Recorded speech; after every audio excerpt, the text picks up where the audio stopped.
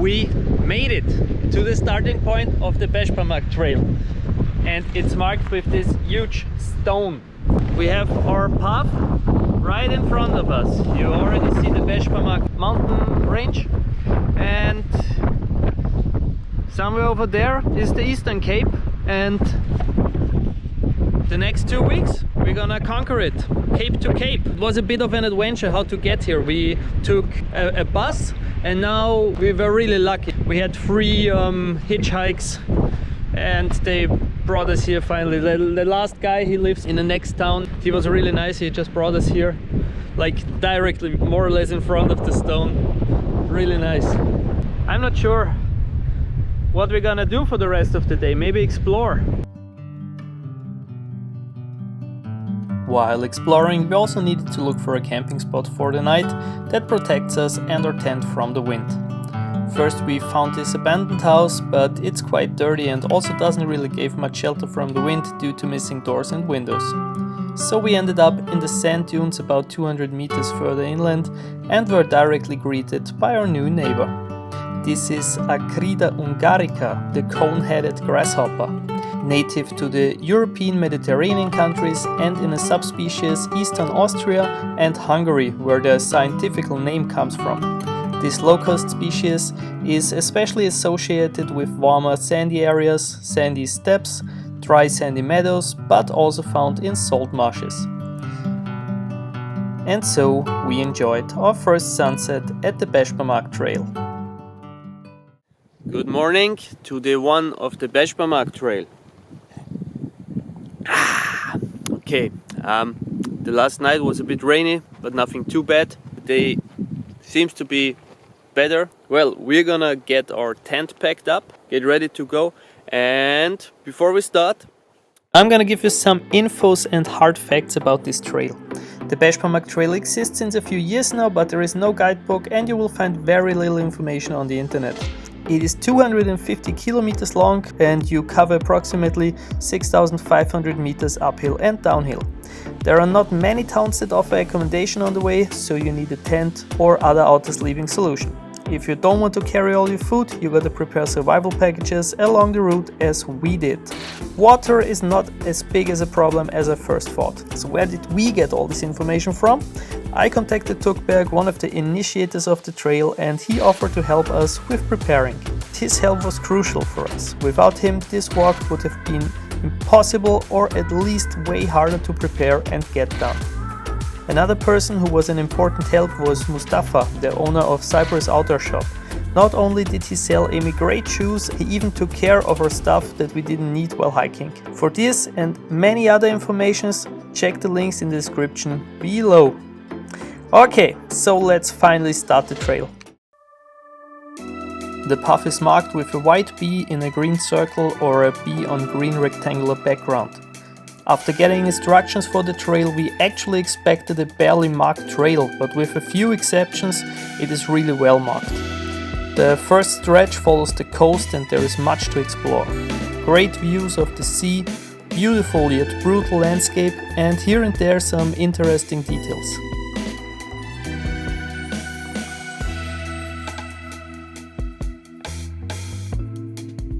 I already realized a huge problem.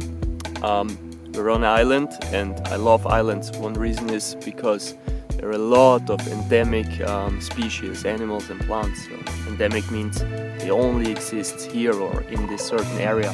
We did like 100 meters and it took us 20 minutes already because I stopped at every plant. After about an hour we reached the first town, Sadrazamköy, where during the season you might find a coffee shop, but not in January.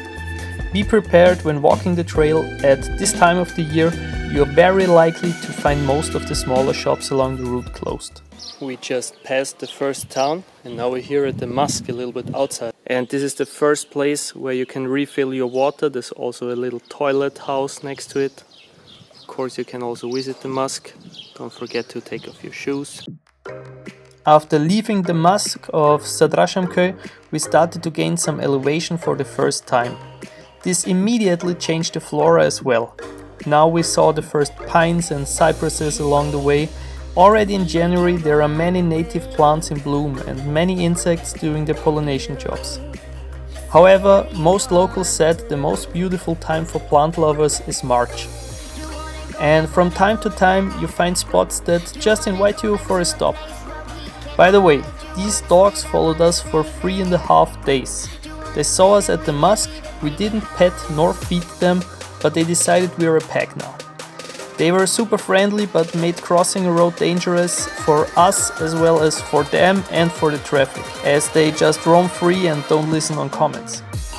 We tried everything to get rid of them, even throwing stones in their direction, but after this they just followed us with leaving a distance of about 200 meters between us.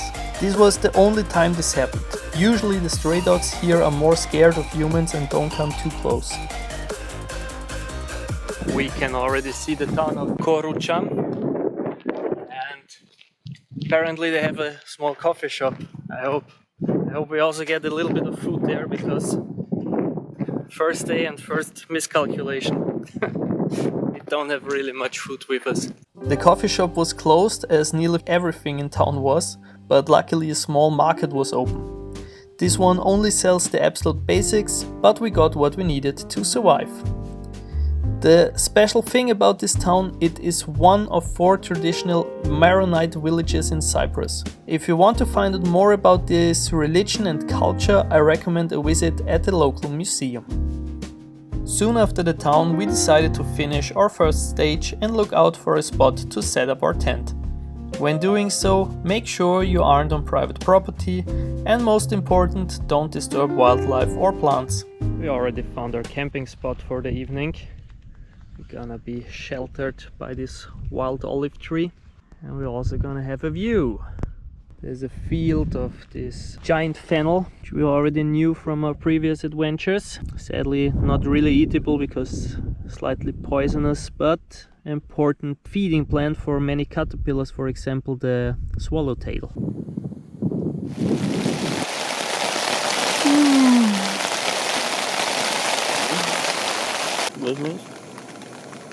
Good morning, day 2 on the Besparmak Trail.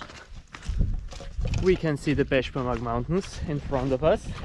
It's very muddy because it was raining, not even the whole night, but like only in the morning. Yesterday was actually quite easy and it was a really nice trek. We saw a lot of beautiful flowers. The whole night we could hear many different birds where I have no idea what they are, and also some foxes. And we have 2 dogs that following us since 12 kilometers. Now they're not here, they will reappear at some point. From our camp spot it was only 3 kilometers until the next little village of Banagra. And this should be a super easy walk with good weather and non-muddy road, but it took us over an hour to cover this stretch due to the bad weather conditions. We reached civilization again. We are in the town of Banagra. There is this mosque that was actually a church after 1973, after the Turkish people came here. It was converted into a mosque, of course. And now we're gonna have a look if we can find something to eat or something to buy at least. Luckily, we found this cafe with super friendly people where we stayed for 2 hours until the heavy rain stopped. Highly recommend to stop here if you pass by. So it nearly stopped raining completely, and behind me you can see blue sky. That's a good sign. Our break was longer than expected, but also the people at this little snack bar were super nice. Yeah, we stayed there for nearly 2 hours, had some food, some chai, some coffee, and now we're gonna continue.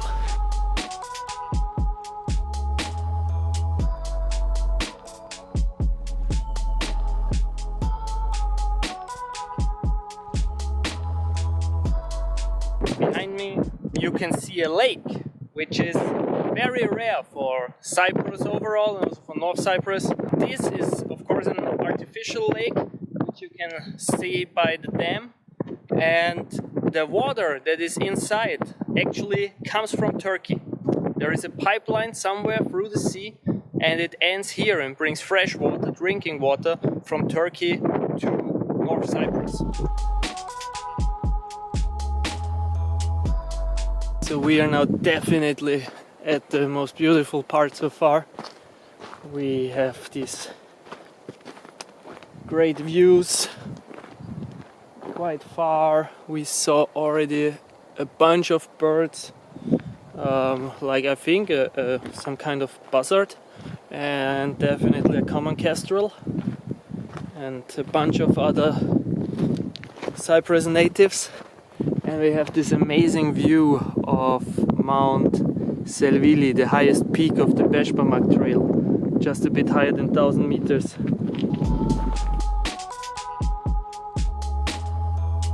As we didn't know how the path would continue and how wild the character of the trail will be, we really enjoyed this stretch. Many plants, early blooming flowers, and great views of the lake as well as the sea and the mountains. In this area it seems like there have been some landslides not too long ago, but if you just stay on the visible path you should be fine, as there are no really exposed places here. And then we found what we thought is a really nice picnic area. They had everything: toilets, barbecue, drinking water, all a tired hiker needs and more. We actually wanted to continue, but as it was a bit late, we decided we're going to stay here because we still have 3 kilometers and a lot of steep down and a little bit up and down again. So we will need probably more than an hour, and the sun will be gone in 1 hour. We decided we stay here. We lost a lot of time because in the morning we waited until the rain stopped and we were sitting 2 hours in the cafe, which is fine. So we're gonna build up the tent and have some food and sleep here and then continue tomorrow.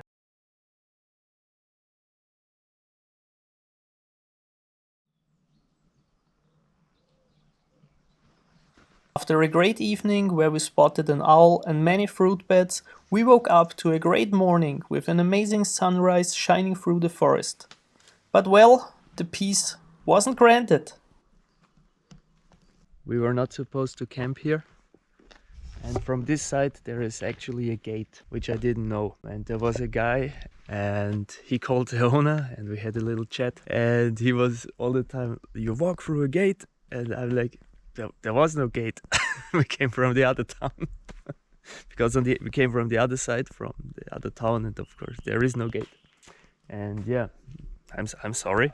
I was like, didn't want to cause any harm. Apparently you are allowed to camp there when there is somebody, or you should call. Also there is no number. I don't see any, I'm sorry. Yes, I also wanted to pay for us staying there. He said we don't have to pay, which is nice, thank you. It's a donkey. Okay, right, let's go.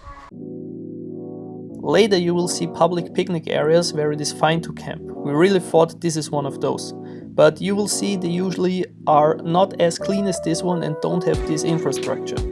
So the main problem for the owner was apparently that he thought we climbed the fence and slept there, which, like I said earlier, we would have never done. So yeah, I always say make sure you don't sleep on private property and respect the locals.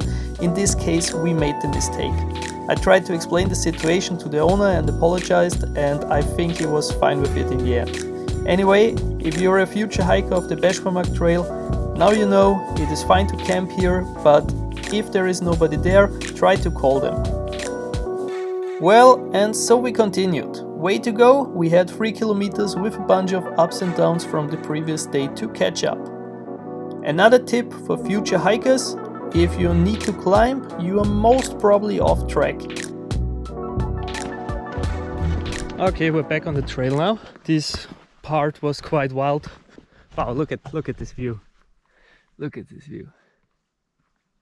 Nice. Right in front of us, the Mount Selvili, the highest peak of the Besparmak mountains. So when we met with Tuğberk, he already told us that there is a quite good chance that we will encounter a lot of wild areas, because hiking is not such a big thing here in North Cyprus yet.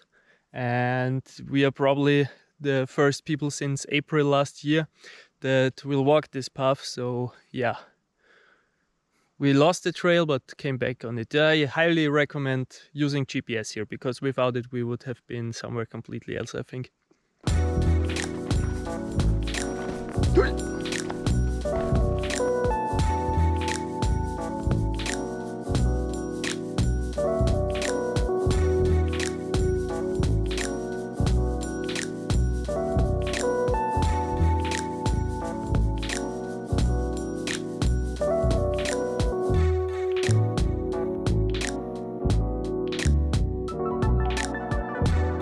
Amazing. Look at the fucking view.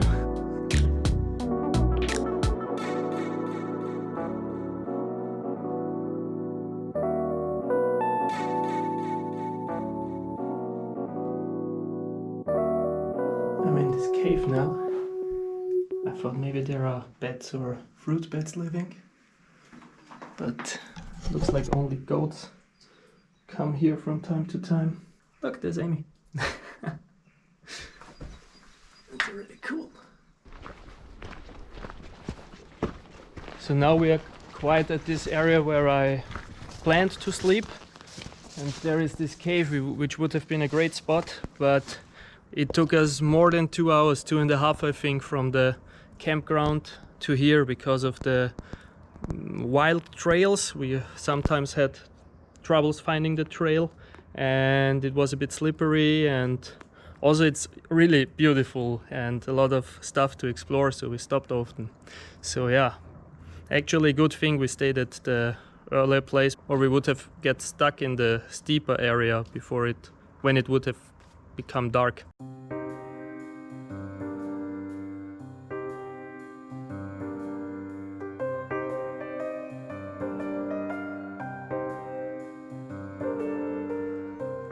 And it's time for identify my poo again.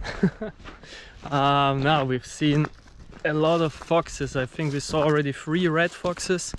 They're everywhere here. We also saw their little houses, but too slow with the camera. They are quite shy, and as soon as they see us, they're gone. But there are plenty of them, plenty. Altogether on this stage was much to explore.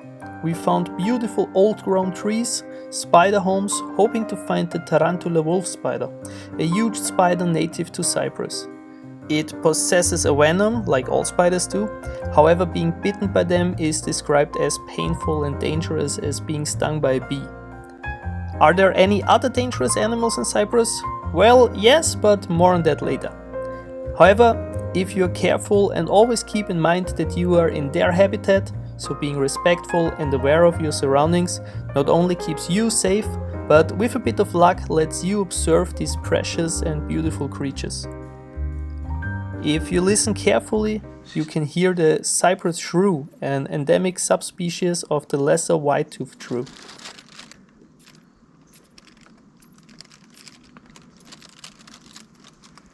Okay, we had a resupply here in Lapta. Down there, about 15 minutes from the path. It's steep, but there is a little market. I met a woman at the counter. She's really sweet. She speaks a bit English. And I told her what we are doing and that we walk along the mountains from cape to cape, and she was like, "You're fucking crazy." I start to think, yes, we are. Like, why the fuck are we doing this actually? No, it's really beautiful, but we don't make progress. We have 2 more hours of sunlight left, and we need around 3 more hours of walk. So we will not reach our goal for today again, and we will try to get as far as possible. But let's be real. After 4 mainly cold months in Bulgaria and Romania, we enjoyed the colorful flora here in Cyprus a lot, which was a big reason why we struggled to make progress. Okay, we found the first orchid of the tour. Amy just found it. And you see, this is our problem, the whole trail. This is one of the reasons why we don't really make progress. Every few meters we see another really beautiful plant or something, or an animal. And then we stop and appreciate it. Another 10 meters further. There we go. Well, and then we got lost, nearly a kilometer off trail. Okay, so we fucked up a little bit. There was, I don't know, we've overseen a mark or something, but it's a bit tricky to follow them. Still not sure where we should go. There's a bee. There is private property. So there's a bee.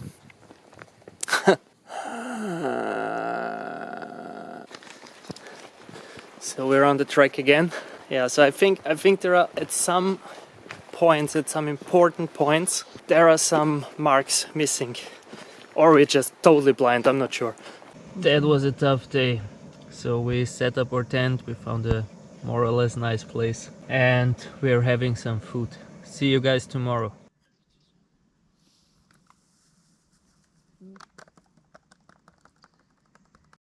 Good morning. Today can be quite tough, as well as yesterday was. I hope we have more luck with the trail markings today, but at some point today we need to go over this mountain range, to go on the other side. In a few kilometers we're gonna arrive in the town of Karaman or Kami.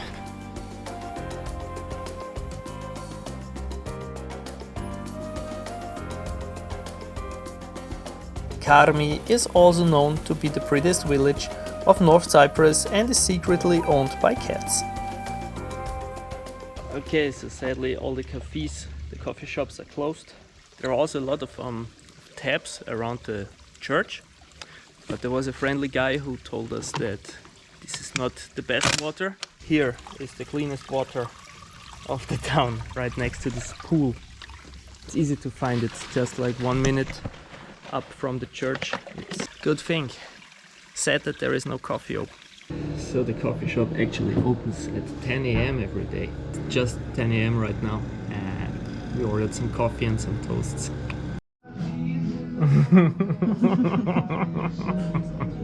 This place is really nice because with every coffee there comes a cat. So we're in one of the steepest sections right now actually. We are making our way up to cross the mountain range. Up there you can already see the ruins of St. Hilarion Castle.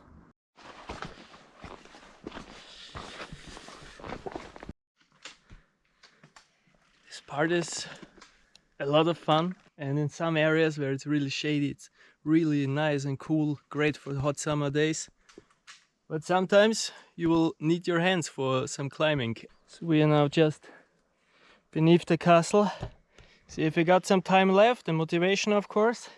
Go this direction. We're gonna take this way.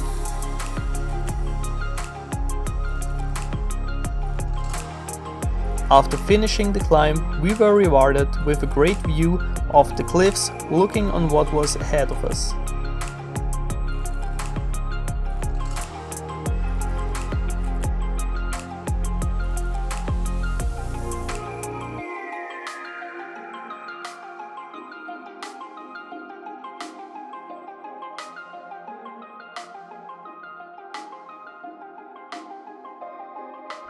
So now we made it to the probably shittiest part. There is the highway, and on the other side of the highway there is kind of a picnic area where you're also allowed to put up your tent. And now we need to find a way over or under the highway, because you can see and hear it, it's really busy. So just walking over there is really dangerous, and I also don't think that there is a path or way just on the other side. To get to a safe crossing point you need to pass this wood behind some villas. There are many thorny plants, so yeah, take care. Okay, this part was shit, but there on the tree can you see it's a bee? Means we are back on track somehow. From here you just walk to the road where you can kinda safely cross it, and then you are directly at the picnic area where we decided to set up our tent. This part is a bit unpleasant, but you have to cross the highway somehow to continue. It is one of the very few road crossings and for sure the most dangerous. All other roads along the trail are by far not as busy as this one. Anyway, let's set up our tent and see you tomorrow. Okay. Good morning. Short update of our situation. So yesterday evening we decided to stay here on this picnic area, campground. It's directly next to the highway. We knew about this. It's so loud, I thought it would be a bit more quiet at night time, but it isn't. Also it's a dump. Like there is so much trash all around. It's like you're sleeping in a landfill. Also we paid like 12 euros, 400 Turkish lira. So it's apparently not free. I actually thought it would be free of charge. Our plan was to actually stay there cause there are supermarkets for resupply about a 40-minute walk from the picnic area. But we then decided, due to various reasons, that we would stay for a day in Besparmak after the next stage, and also decided to resupply there. What I gotta say in the end, don't stay at this dirty, noisy picnic area. Just refill your water here. Continue about an hour uphill and find this beautiful camp spot. This day again was really beautiful with these typical ash forests. We also found one of the oak species native to Cyprus, Quercus coccifera. This Quercus species can only be found along the Mediterranean coast and parts of the Atlantic coast of the Iberian Peninsula. After following the dirt road for a few hours, we finally saw Besparmak and the monastery, so what was left was the partly steep descent. We decided to stay here for a day, not only because there was forecast for thunder the next day, but also because Amy slipped to this earlier and to give her some time to recover. Besparmak is an actual nice old town, maybe a bit overpriced, but well, it is what we got. And we were really happy not to be up there during this weather. Okay, Besparmak Trail, day 6, something like this. Yeah, this is why I usually only talk in the camera after having coffee. But this day turned into a good one. Overall, the stage was a game changer. We finally made some real progress and it was also a quite adventurous day, but more on this later. We also found the first cyclamen species. There are 3 native to Cyprus, 1 is endemic. And as they are on the floor due to the storm, this is a good time to introduce you to the most dangerous animal on the island, the pine processionary. Usually you find them from February to May, but due to the warm winter they are already here in January. These hairs that you can see are nettles and they can irritate your skin. It's itchy but not really dangerous. Just try to not get them in your eyes. They form these huge nests on mainly pine trees, are native to the Mediterranean area and due to climate change spread further north and can be already found in Austria, Germany or Switzerland.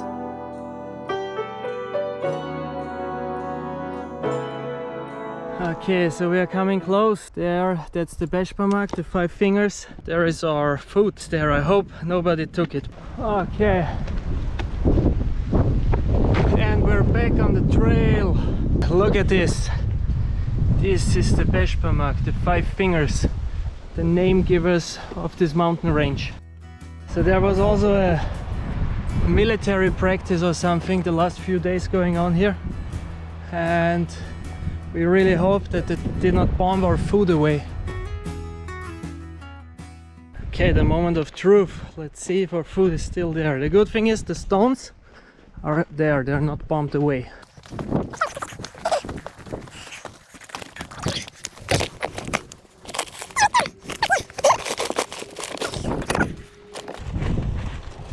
Yes! Look at all the food. We can eat so much and I hope we have enough gas for all this. While we were having lunch, they launched 2 rockets quite close to here.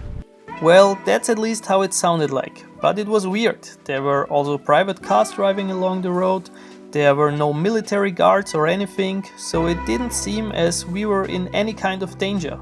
Yet an explosion, or as we thought a rocket being launched, is a scary thing to hear when you are close and don't know what's going on. Anyway, we tried to enjoy the path that led us through these beautiful woods again. So we just got a message from a friend and helper, Tuğberk, because I texted him about the situation that I think that we heard missiles or bombs. But apparently on the other side where we've been there is a quarry and we heard explosions. To get all the rocks out there they have of course to use TNT, and that's what we heard. No bombs, all good, we're fine. So, hiking is even more fun when you know that nobody tries to nuke you away. Along the path we also came across another ruin. There are many of them. If you want to mix long distance hiking with a history trip, this path is for you. So, we have a little problem. This tab is turned off. There is this picnic area, like nearly all the other picnic areas so far, super dirty. Tuğberk just told me down the road there should be a water tank and we can refill the bottles there. There's a concrete tap with great running water and I just refilled the bottles. Yeah, we're gonna survive. I found a way better camping spot, and while I was getting the water, and at this time Amy already built up the tent, which is nice. But now we're moving. Gesundheit. Good morning from the tent. It was pissing the whole night. Didn't stop to rain yet. As this trip is way wetter and colder than we would have expected, we're constantly thinking about what other hobbies could we develop, could we get into. So if you have any nice ideas that would fit us, please write them in the comments. Thank you. The weather also turned the wood into a mystical place and the hike was really enjoyable.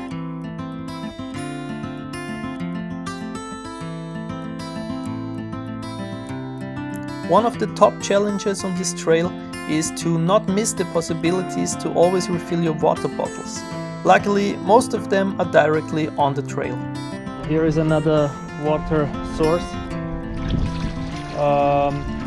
If this pipe does not flow, back there where Amy is, there's a little tap. You can just open it, but just make sure to close it again before leaving. Just when you come down a few hundred meters after the last one, here you get water as well.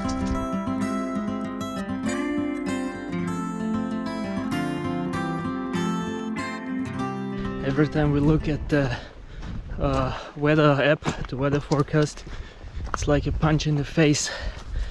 Like this morning it was forecasted that the next rainy day would be Friday, and now it seems like here it would be tomorrow morning, and the day after tomorrow it will be very rainy with more than 20 millimeters of rain, which is fucking much. And yeah, so we continue today. We actually were thinking about setting our tent up there, like a few hundred meters behind me, but then we checked the weather and just gonna continue, because the further we get, the lower the amount of rain that's forecasted. We have to walk as far as we can and hope for the best. Eventually, we found a nice spot with sunset view.